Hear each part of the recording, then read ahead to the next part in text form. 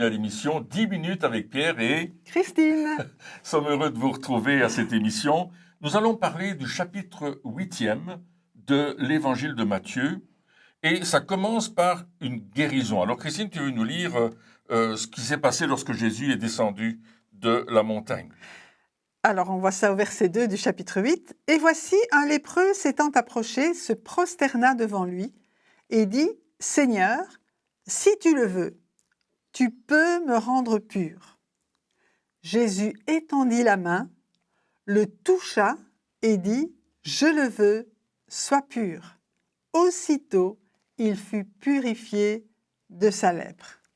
C'est une histoire assez extraordinaire, n'est-ce pas, que ce lépreux est venu se prosterner devant Jésus et il est venu lui demander « Purifie-moi. J'en ai assez d'être malade. Oui. J'en ai assez d'avoir cette lèpre. Je voudrais que tu me purifies. » C'est une attitude intéressante. Souvent, nous tolérons la maladie dans notre vie. Souvent, nous tolérons que ce soit comme ça. Mais est-ce qu'à un certain moment, nous ne pouvons pas dire « J'en ai assez que ce soit comme ça. Oui. Et Seigneur, je voudrais que tu me purifies. » Je me souviens de l'exemple de cette femme qui était venue dans une de nos réunions et elle avait une maladie de peau, à tel point que certains de ses vêtements, elle ne les supportait plus. Alors elle a demandé la prière. Elle a dit, pourriez-vous prier pour moi? Elle avait vu qu'il y avait des guérisons, donc sa foi avait pris de l'importance. Elle s'est avancée, on a prié pour elle.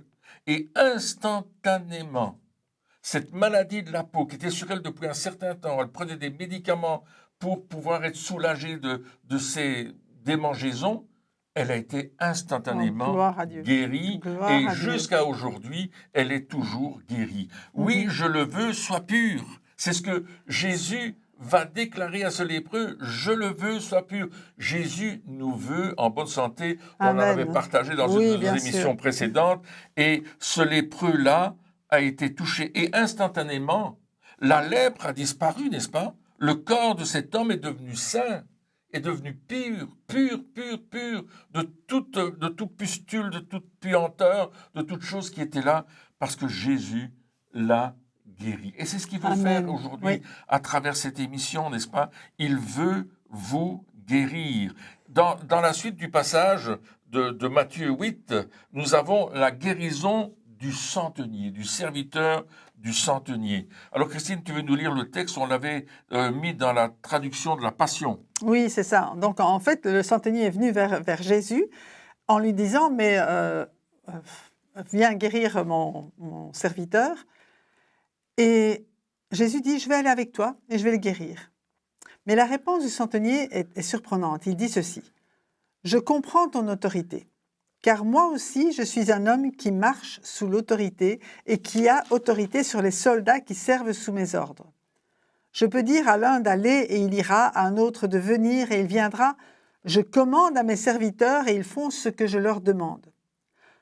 Je sais donc que tout ce que tu as à faire, c'est de te tenir ici et d'ordonner la guérison de mon serviteur et il sera instantanément guéri. Le centenier est en train de dire, Seigneur, tu n'as pas besoin de venir chez moi. Je sais que ta parole est suffisante. Si tu donnes un ordre, mon serviteur sera guéri. Absolument. Wow. C'est extraordinaire. Il croit à l'autorité de la parole de Jésus. Amen. Et si nous sommes là, nous ne sommes pas là pour vous parler de notre autorité, mais de l'autorité de la parole de Dieu. Amen. La parole de Dieu a une puissance extraordinaire. Je sais donc que tout ce que tu as à faire, c'est de te tenir ici et d'ordonner la guérison de mon serviteur, et il sera instantanément guéri. Cet homme vient de voir le lépreux guéri. Oui, il vient de voir ce lépreux instantanément guéri. Alors la foi de cet homme a grandi et s'est dit, mais mon serviteur là, qui est souffrant là, tu vas dire un mot et mon serviteur va être guéri. Il va croire une seule parole de Jésus. C'est vrai. Et comme tu le disais, il vient d'entendre Jésus qui dit « Je le veux, sois pur » et instantanément la lèpre le quitte. Il dit « Ok, c'est pareil pour mon serviteur. » Dit une parole et il va être guéri lui aussi.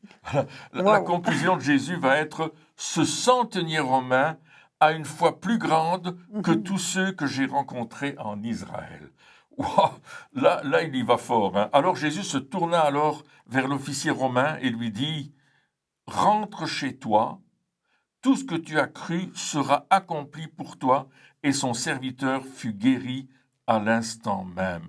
Une autre Amen. traduction courante, c'est « Va qu'il te soit fait selon ta foi », et alors même le serviteur fut guéri. Ouais, ouais. Il a cru Dieu. Amen. C'est la foi qui va faire la différence. Oui, et Jésus nous demande de croire sans douter.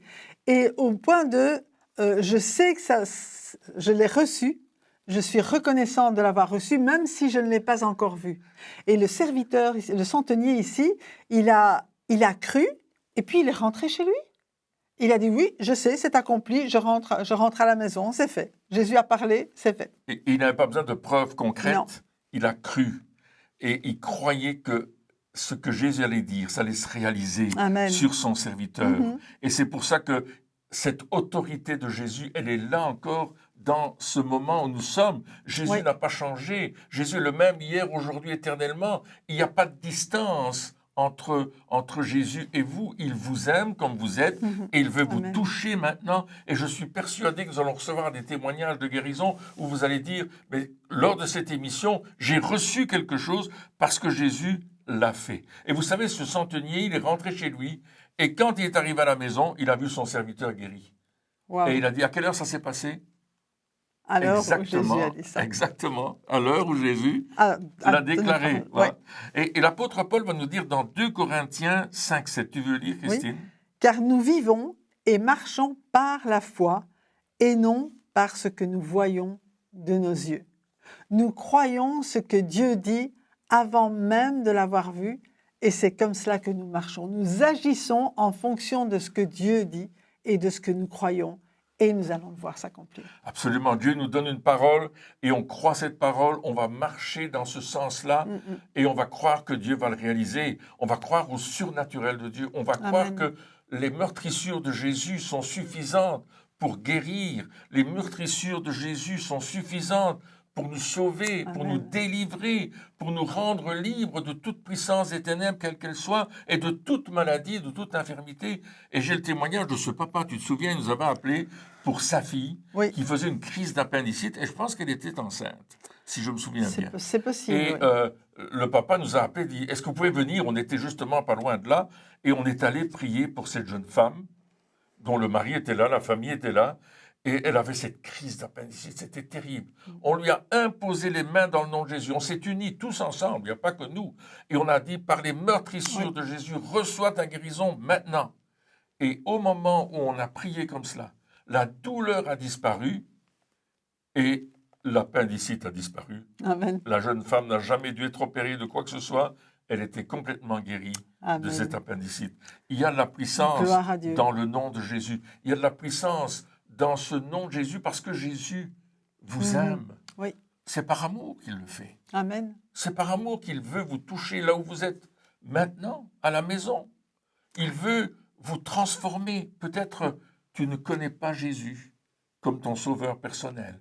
Et si tu devais mourir aujourd'hui, tu n'as pas du tout la certitude d'aller au ciel. Mais j'aimerais te dire que si tu connais Jésus, il va changer ta vie. Alors Christine va vous conduire dans une prière pour demander à Jésus de venir dans votre vie. Et vous allez la répéter en même temps qu'elle, si vous le désirez, d'inviter Jésus dans votre vie. Amen. Seigneur Jésus, pardonne-moi d'avoir vécu ma vie sans toi jusqu'à présent. Mais aujourd'hui, je veux te recevoir dans ma vie. Je crois qu'à la croix, tu as donné ta vie pour moi. Tu as pardonné mes péchés, toutes mes fautes, Seigneur, quelles qu'elles soient. Tu m'as pardonné. Tu as porté sur toi toutes mes maladies, toutes mes blessures, qu'elles soient physiques, qu'elles soient intérieures. Seigneur, je veux te donner ma vie.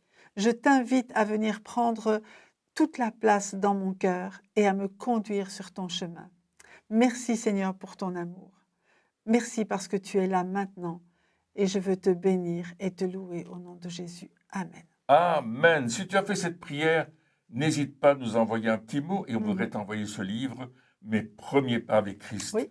Envoie aussi tes sujets de prière à l'adresse mail qui va apparaître à la fin de l'émission et n'hésite pas à nous demander de prier, d'intercéder pour toi. Et avec notre équipe, nous allons prier pour vous et Dieu va faire le miracle. Amen. Nous le croyons dans le nom de Jésus. Alors, au revoir et à bientôt. Soyez bénis.